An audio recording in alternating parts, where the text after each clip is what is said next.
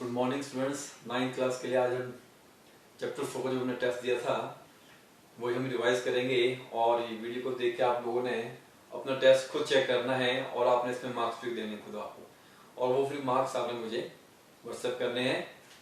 इसमें जो 5 question test में है वो 5 के 5 क्वेश्चन आपके पास सभी क्वेश्चन 2 मार्क्स के हैं, ठीक है। तो चलिए फर्स्ट क्वेश्चन था हमारे पास, express equation in the form of ax plus by plus c equal to 0 and then find the values of a, b and c। ये गिवन इक्वेशन दे रखी है हमारे पास, हमने इनको एक्सप्रेस करना है। ये हमारे पास जो इक्वेशन है this is linear equation in 2 variable और ये इसकी जनरल फॉर्म होती है। यहाँ पे हमारे पास a is coefficient of x, मैं पहले बता चुका हूँ, b is coefficient of y and c, जो c हमारे पास है वो क्या है हमारे पास कांस्टेंट टर्म, उसमें वेरिएबल x और y कोई भी नहीं है। ओके, सबसे पहले जो फर्स्ट इक्वेशन है हमने पहले तो इसको इस जनरल फॉर्म के फॉर्म में लिखना है, इसके रूप में लिखना है इसको, ax plus by plus c equal to 0। तो यहाँ पे देखो ये कांस्टेंट टर्म है, ये इक्वल टू उस तरफ है। सबसे पहले तो हम इसको लेफ्ट साइड में ले आएंगे, इधर इस तरफ लाएंगे, प्लस यहाँ पे बनेगा -6 इक्वल टू 0। और ये क्वेश्चन मैं इसलिए कर रहा हूँ ताकि आपका ये रिवाइज हो जाए दोनों चैप्टर, और क्वेश्चन में किसी भी क्वेश्चन में या किसी भी स्टेप में डाउट है वो आपका साथ के साथ क्लियर हो जाए। तो इसलिए वीडियो को ध्यान से देखना है और फिर देखना है कि हमने मिस्टेक्स कहाँ हुई हमारी, ताकि वो नेक्स्ट टाइम ना हो। तो अब देखिए जब हमने इस 6 को इधर लाया, अब ये हमारे पास आ गया इस फॉर्म में ax plus by plus c equal to 0। अब हमने कंपेयर करना है इसको इसके साथ। तो a जो हमारे पास यहाँ पे है, a क्या है कोएफिशिएंट ऑफ x, तो a हो गया हमारे पास -2। माइनस का साइन जो है वो आपने लगाना है, वो छोड़ना नहीं कभी भी। ओके, नाउ b जो हमारे पास है वो है कोएफिशिएंट ऑफ y, वो 3 है, b इज 3 एंड c है कांस्टेंट टर्म, ये है हमारे पास -6। चलिए अब हम सेकंड पार्ट पे चलते हैं। यहाँ 2x equal to -7y, again जो राइट साइड में टर्म्स है वो हमने शिफ्ट करनी है इधर लेफ्ट साइड को, सारी की सारी, ठीक है। तब ये हमारे पास जनरल फॉर्म में आएगी इक्वेशन। तो ये बन गया हमारे पास 2x -7y, यहाँ के बन जाएगा +7y इक्वल टू, यहाँ कुछ नहीं बचा, यहाँ 0 बचा। अच्छा अब आप देखें इस इक्वेशन को अगर हम कंपेयर करें आपकी जनरल फॉर्म के साथ, ax plus by plus c, तो x वाली टर्म यहाँ पे है आपके पास, y वाली टर्म भी है हमारे पास, यहाँ पे कांस्टेंट टर्म c नहीं है, c यहाँ पे है, यहाँ नहीं है, वो c मिसिंग है वो। दैट मींस वो क्या, उसकी वैल्यू क्या आएगी, फिर c की वैल्यू फिर 0 आएगी किसी भी क्वेश्चन में, अगर वो नहीं गिवन दिया होगा हमेशा, तो उस c की वैल्यू क्या लेंगे हम, 0 ही लेंगे। क्लियर है ये। तो यहां से फिर हमारे पास a कितना आ गया, a इज 2, a क्या है कोएफिशिएंट ऑफ x, b है कोएफिशिएंट ऑफ y, वो आ गया हमारे पास 7, और c है कांस्टेंट टर्म, वो नहीं है यहाँ पे, मिसिंग है टर्म, तो वो 0 लेनी है आपने, ठीक है। हमेशा कांस्टेंट टर्म 0 आएगी अगर वो गिवन नहीं दी होगी इक्वेशन में। अब चलिए थर्ड पार्ट की ओर, यहाँ पे 5 is equal to 4z। Again first step क्या है, राइट साइड में जितनी भी टर्म है वो हमने शिफ्ट करनी है लेफ्ट साइड में। तो ये 4z जब इधर आएगा ये बनेगा -4z, फिर लिखा मैंने +5 इक्वल टू 0। चलिए यहां जो हमारा जनरल फॉर्म थी उसमें वेरिएबल x और y यूज किए हमने, बट क्वेश्चन में वेरिएबल आप x y के अलावा z s t, ठीक है, p q कुछ भी यूज कर सकते हो। अब अगेन देखो यहाँ पे इस लेफ्ट साइड में यहाँ सिर्फ 2 ही टर्म है, एक है वेरिएबल z और ये 5 कैसी है कांस्टेंट टर्म। अगर मैं z को मान लूं ये मेरे पास x है, वेरिएबल x का काम कर रहा है, तो जो y है मेरे पास वेरिएबल y, दूसरा वेरिएबल यहाँ पे मिसिंग है, दूसरा वेरिएबल यहाँ पे मिसिंग है, वो नहीं है, कांस्टेंट टर्म है यहाँ पे 5। तो इस इक्वेशन में आप ध्यान दीजिए, यहाँ पे हमारे पास ये भी कंप्लीट इक्वेशन नहीं है, क्यों, इसमें एक टर्म मिसिंग है। यहाँ पे ये जो हमने की थी ये भी कंप्लीट इक्वेशन नहीं थी। कंप्लीट का मतलब इसमें तीनों टर्म होनी चाहिए। देखो x वाली टर्म है, फिर y वाली टर्म है और फिर कांस्टेंट टर्म है। इक्वेशन में 3 टर्म है हमारे पास। यहाँ भी एक मिसिंग थी, यहाँ कौन सी मिसिंग है हमारे पास, यहाँ पे हम मानेंगे y वाली, सपोज कर देंगे ये मिसिंग है। तो अगर हमने z को x लिया वेरिएबल, तो a की वैल्यू यहाँ पे हमारे पास आएगी -4, b जो हमारे पास था कोएफिशिएंट ऑफ y, तो यहाँ पे y वाला टर्म मिसिंग है तो उसकी वैल्यू क्या लेंगे 0, और c जो हमारे पास यहाँ पे है वो है हमारे पास 5। तो जो भी टर्म मिसिंग होगी उसका कोएफिशिएंट 0 ही लेना आपने सभी इक्वेशन में। तो ये चीज आपको क्लियर होगी। तो आई होप अब आपको ये कंसेप्ट क्लियर हो गया होगा। और इसका जो फोर्थ पार्ट था फर्स्ट क्वेश्चन का, वो था हमारे पास y upon 3 minus 2 is equal to 4x। Again जो राइट साइड में टर्म में शिफ्ट करेंगे उसको लेफ्ट साइड में, तो ये बनेगा हमारे पास माइनस 4x, ये यहां आके बन जाएगा negative, plus y upon 3 minus 2 equal to 0। अब हम इसको कंपेयर करेंगे इस जनरल फॉर्म के साथ। तो -4 जो हमारे पास है वो कोएफिशिएंट ऑफ x, तो a की वैल्यू आ गई -4, b की वैल्यू है y अपॉन 3 तो वो आ गई 1 अपॉन 3, ये है coefficient of y, and c जो हमारे पास है वो -2, ये है कांस्टेंट टर्म। इस तरह से फर्स्ट क्वेश्चन हमारा कंप्लीट हो गया। अब आप लोगों ने चेक करना है, आई होप साथ में आपको ये कंसेप्ट क्लियर हो गया। ठीक है, चलिए now we will do our second question.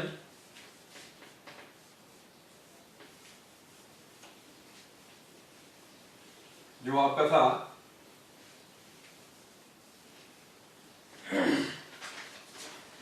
Right 3 solution for the following equations. हमारे पास क्वेश्चन नंबर 2 में क्या दे रखा है, राइट 3 सॉल्यूशंस। हमने उसके जो लीनियर इक्वेशन दे रखी है इन 2 वेरिएबल, उसके लिए 3 सॉल्यूशन लिखने हैं, सॉल्यूशन सेट। ठीक है, तो फर्स्ट इक्वेशन देखिए हमारे पास (2x इज इक्वल टू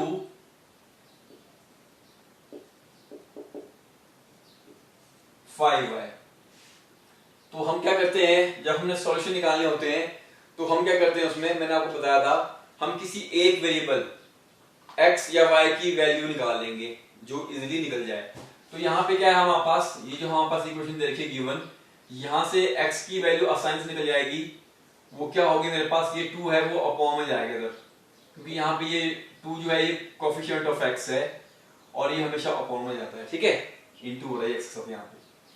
अब हम क्या करेंगे, इसके लिए सॉल्यूशन टेबल बनाएंगे। अब जैसा कि मैंने आपको बताया था, उससे आपका जो काम है वो इजी हो जाता है।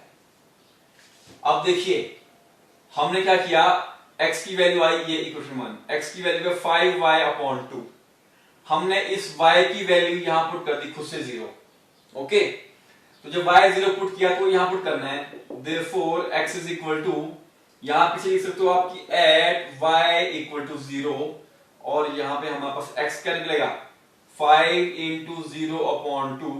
तो 5 इंटू 0 आपके पास 0 आएगा, और 2 से डिवाइड करेंगे 0 को तो वो 0 ही आएगा। तो फर्स्ट वैल्यू क्या होगी हमारे पास, वो होगी आपके पास y 0, तो x भी 0 आया हमारे पास। ये आ गया पहला सॉल्यूशन सेट। ठीक है, अब हमने क्या किया, यहाँ पे y की वैल्यू मैंने 2 ले ली, y is equal to 2, now x is equal to 5 into 2 upon 2। अब देखिए यहाँ पे ये इंटू हो रहा है 2, तो 2 से 2 कैंसिल होगा, हमारे पास क्या बच गया y, x हमारे पास 5 आ गया। जब y हमने 2 पुट किया तो x की वैल्यू क्या आ गई हमारे पास 5। अब इस तरह से मैंने ले लिया -2 at y is equal to -2, तो x की वैल्यू हमने निकालनी, तो y की वैल्यू यहां पुट करनी है इस इक्वेशन 1 में। तो ये हो गया हमारे पास 5 इंटू -2 अपॉन 2, 2 से 2 कैंसिल हो जाएगा, तो ये -1 बचेगा आपके पास। यहाँ पे 5 इंटू -1 आपके पास कितना आएगा -5। तो ये आ गया हमारे पास इसके 3 सॉल्यूशन। ठीक है, आपकी अगर वैल्यूज डिफरेंट होंगी, जो मैंने ली है, मैंने 2 ली है, -2 ली है, वैल्यूज आपकी डिफरेंट भी हो सकती है। हो सकता है आपके पास x की वैल्यू पॉइंट में आई हो, अगर आपकी कैलकुलेशन सही है तो वो आपका आंसर सही होगा, तो आपने अपने आप को उसमें मार्क्स दे देने हैं। ठीक है, ये डिपेंड करता है हम वैल्यूज क्या लेते हैं। ठीक है, चलिए अब सेकंड है हमारे पास इक्वेशन, सेकंड है हमारे पास 5x - y = 7। Five x minus y equal to 7। इसके लिए हमें 3 सॉल्यूशन निकालने हैं। तो हम क्या करेंगे, सबसे पहले हम क्या करेंगे,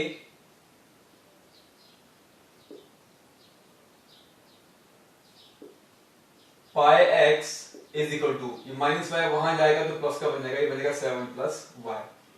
और x की वैल्यू अगर मैंने निकालनी है यहां से तो वो हमारे पास क्या आ जाएगी, चलिए इसमें ऐसा करते हैं, हम यहां से y की वैल्यू निकालते हैं तो आपके लिए कैलकुलेशन इजी रहेगी।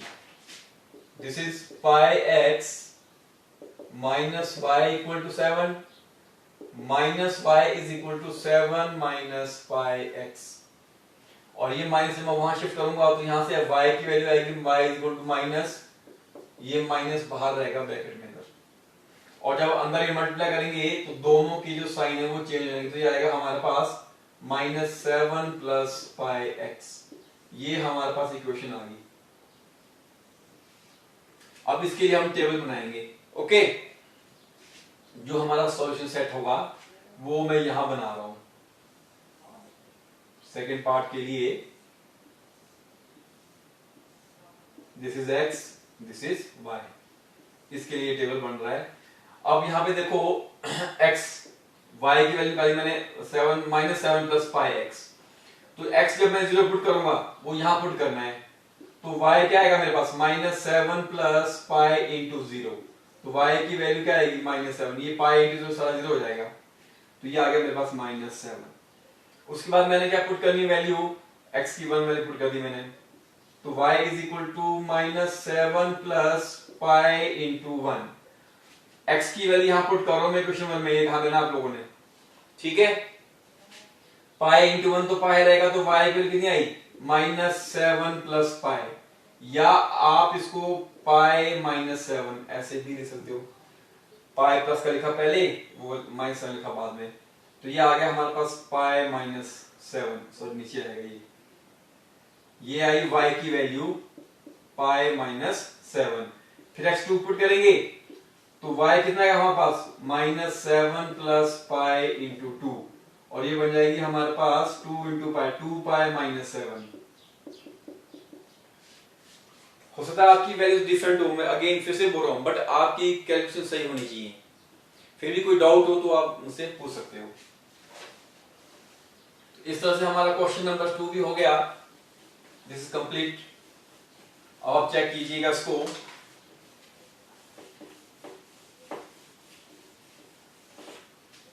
Now third question, check which of the following are solution of the given equation. Third question में क्वेश्चन देखिए हमारे पास 3x minus y is equal to 15, और 3 सोल्यूशन जो हमें चेक करने हैं वो दे रखे हैं हमारे पास 0,2 माइनस 3,2 और थर्ड दे रखा है 3,0। क्या ये इस इक्वेशन के सॉल्यूशन हैं? तो चेक करने के क्या करेंगे, हम इन तीनों को बारी बारी पुट करेंगे। यहां ये 0 है, ये x की वैल्यू है, पहला वैल्यू, सेकंड वैल्यू हमेशा y की होगी, याद रखना। तो पुट, ये फर्स्ट इक्वेशन है given, put x equal to 0 and y equal to 2 in 1। Put करने के बाद अगर लेफ्ट साइड और राइट साइड इक्वल आ गई तो हम बोलेंगे कि ये जो सॉल्यूशन है वो इस इक्वेशन का सेटिस्फाई कर रहा है और ये इसका सॉल्यूशन है, अदरवाइज का सॉल्यूशन नहीं होगा। तो ये हो गया हमारे पास x है 0, 3 into 0 minus 2 is equal to 15। 3 into 0 हो गया आपके पास, बचा माइनस 2 इक्वल टू 15, पर माइनस 2 जो है वो 15 के इक्वल नहीं होता है, नॉट आएगा यहाँ पे, है ना। देयरफॉर यहां पे क्या है, left side is not equal to right hand side, so 0,2 is not solution. तो ये इस इक्वेशन 1 का सॉल्यूशन नहीं है क्योंकि ये इसको सेटिस्फाई नहीं कर रहा है। अब सेकंड हम बारी करेंगे, put x equal to minus 3 and y equal to 2 in equation 1। Equation 1 हमारे पास ये 3x माइनस y इक्वल 15, तो 3 इंटू x, x है माइनस 3 माइनस y, y हमारे पास यहाँ पे 2 है इक्वल टू 15, तो ये 3 इंटू माइनस 3 -9 -2 इक्वल टू 15, यहाँ पे आया -11 और यहाँ है 15। तो क्या -11 इक्वल होगा 15 के? तो नेगेटिव नंबर का ये पॉजिटिव नंबर के इक्वल नहीं आएगा ना, तो ये not equal to. Therefore again ये जो है वैल्यू इसको सेटिस्फाई नहीं कर रही है इक्वेशन को, तो हम लिखेंगे -3,2 इज नॉट सॉल्यूशन। चेक हो गया ये भी। अब लास्ट बचा हमारे पास थर्ड वन, तो हम ये क्या करेंगे, पुट x इक्वल टू 3, ये x की वैल्यू है और y की वैल्यू यहां पे 0 है इन इक्वेशन 1। इक्वेशन 1 थी हमारे पास ऊपर 3x - y इक्वल टू 15, तो 3 into 3 minus y equal to 15, ये क्वेश्चन था हमारे पास। ठीक है, ये लास्ट पार्ट यही है। तो 3 इंटू 3 हो गया 9 माइनस, सॉरी y तो मैंने पुट किया नहीं यहाँ पे, y की वैल्यू है 0 इक्वल टू 15, तो 9 is not equal to 15, therefore -3,0 is not solution. तो तीनों ही जो यहाँ पे वैल्यूज दे रखी थी वो इस इक्वेशन की सॉल्यूशन नहीं है। चलिए अब हम अपना नेक्स्ट क्वेश्चन की ओर मूव करते हैं। Question number 4, that is express following situation as linear equation in 2 variable. हम लोगों के पास क्वेश्चन दे रखा है स्टेटमेंट में, और उसमें जो दे रखी सिचुएशन हमने उसको कन्वर्ट करना है लीनियर इक्वेशन इन 2 वेरिएबल में। क्वेश्चन क्या है आपका, age of father is 10 more than 3 times the age of sun.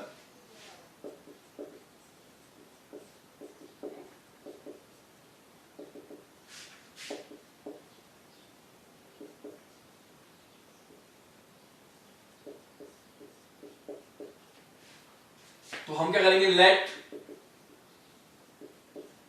As of father हमने सपोज कर ली x ईयर्स, ये आ गया हमारे पास पहला variable. Late age of son, ये हमने सपोज कर ली y ईयर्स, ये हमारे पास सेकंड वेरिएबल आ गया। ओके, अब ध्यान दीजिए, अब क्वेश्चन सॉल्व करना है आपने। अब हमने यहां पे इक्वेशन बनानी है अकॉर्डिंग टू क्वेश्चन, जो कंडीशन यहां दी है। अब यहां पे देखिए, age of father is 10 more than 3 times, मैंने क्वेश्चन कंप्लीट नहीं लिखा यहां पे आपके पास, 3 टाइम्स एज ऑफ सन, ये है कंप्लीट क्वेश्चन। ओके, अब देखिए यहां पे हमने इसको अंडरस्टैंड करना है, 3 टाइम्स एज ऑफ सन। हम क्वेश्चन की जो स्टेटमेंट को यहां से सॉल्व करेंगे लास्ट से, और इधर को आएंगे, फिर हमारे पास इक्वेशन बनेगी इन वेरिएबल x और y की हेल्प से। ठीक है, 3 टाइम्स एज ऑफ सन, सन की एज का 3 गुना, 3 टाइम्स का मतलब क्या हुआ, 3 गुना। तो सन की एज क्या है हमारे पास, वो हमने यहां पे y मानी है, मानी ना y हमने, तो इसका 3 गुना कितना हुआ, 3 इंटू y, ये हो गया 3 times age of son, 3 into y।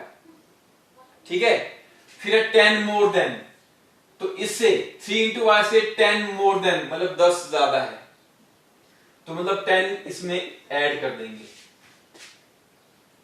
10 more then, ये 10 किससे ज्यादा थी, सन की एज के 3 गुना से, तो 3 इंटू y होगा सन की एज का 3 टाइम्स, उससे 10 ज्यादा है तो उसमें 10 ऐड कर दिया।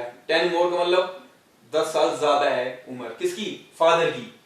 This is equal to age of father, तो फादर की एज क्या मानी हमने, x, तो x क्या है हमारे पास, x is equal to 3 into y plus 10, मतलब age of father is equal to 3 times age of son, तो ये बन गया हमारे पास 3y प्लस 10, उसके 3 गुने से 10 ज्यादा है तो प्लस 10 करना पड़ा हमारे को। अब जाके हमारे पास इक्वेशन बन गई है, तो ये हमारे पास इसका आंसर है। ठीक है, चलिए last question, question number 5,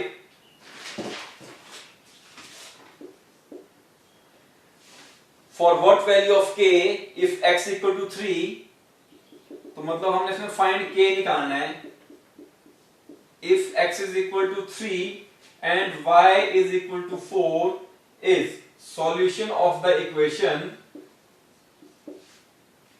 5x minus 2y is equal to k। तो हमने इस k की वैल्यू निकालनी है।